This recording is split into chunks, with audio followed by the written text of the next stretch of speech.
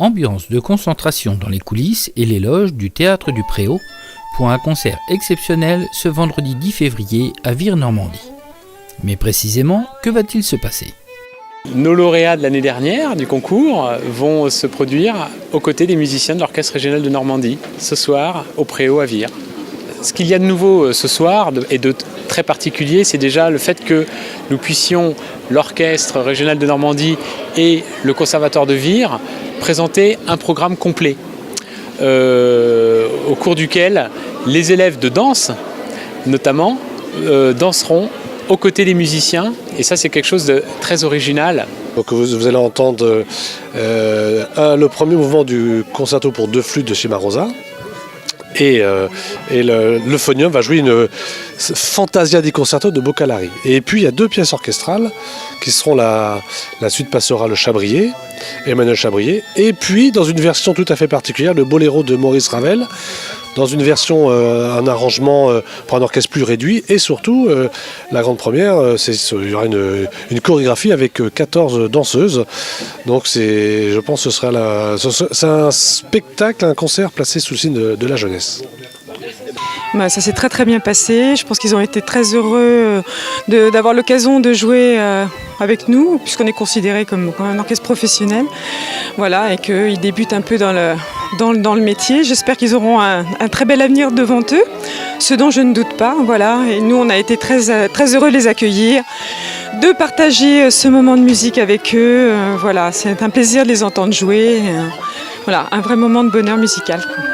Le public et l'orchestre sont installés, place à la musique.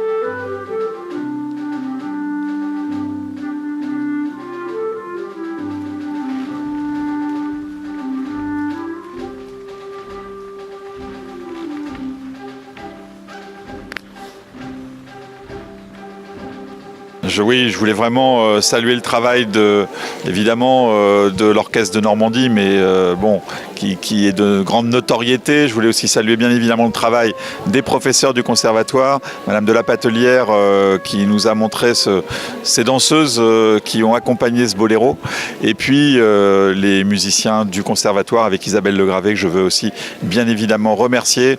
Elle est aussi la cheville ouvrière du concours des jeunes talents normands, et voilà, on avait tout ça réuni ce soir.